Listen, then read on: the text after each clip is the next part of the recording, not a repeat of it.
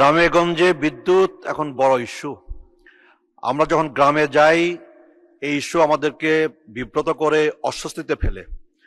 মাননীয় মন্ত্রীর কাছে আমার বিনীত প্রশ্ন যে আমার নির্বাচনী এলাকা মেলান্দ মাদারগঞ্জ, এই দুই উপজেলায় পিক আওয়ারে বিদ্যুতের চাহিদা হচ্ছে 43 মেগাওয়াট আর বর্তমানে প্রাপ্তি হচ্ছে 27 মেগাওয়াট।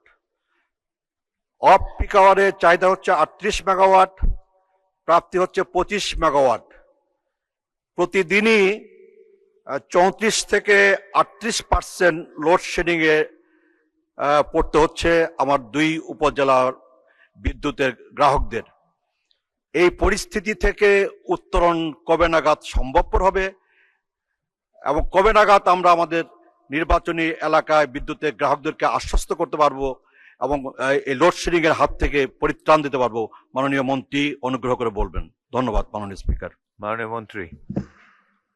মাননীয় স্পিকার, ময়মনসিংহ এলাকাতে আমাদের ট্রান্সমিশনের সমস্যা আছে, ট্রান্সমিশন লাইনের সমস্যা আছে। আমরা এই ট্রান্সমিশন লাইনের প্রকল্প গ্রহণ করেছি।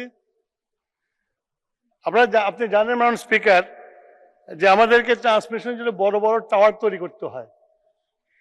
তো বিভিন্ন জায়গায় যারা জমির মালিক তারা মামলা করে কোর্ট থেকে ইনজাংশন নিয়ে আসে, যার ফলে ওইখানে এই টাওয়ারগুলো করা সম্ভব হয় নাই।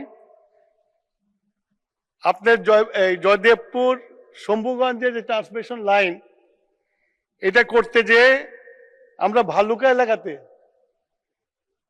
এক জমির মালিকের সাথে অনেকদিন মামলা করতে হয়েছে এবং আমরা মামলা রায় পাওয়ার পরেও আমরা সেখানে কাজ শুরু করতে পারছি না। গতকালকেই আমি আমাদের ভালুকার এমপি সাহেবের সাথে বসেছি, তাকে ডিটেলস দিয়েছি। আশা করি এমপি সাহেবের সহযোগিতায় আমরা আবার কাজ শুরু করতে পারবো।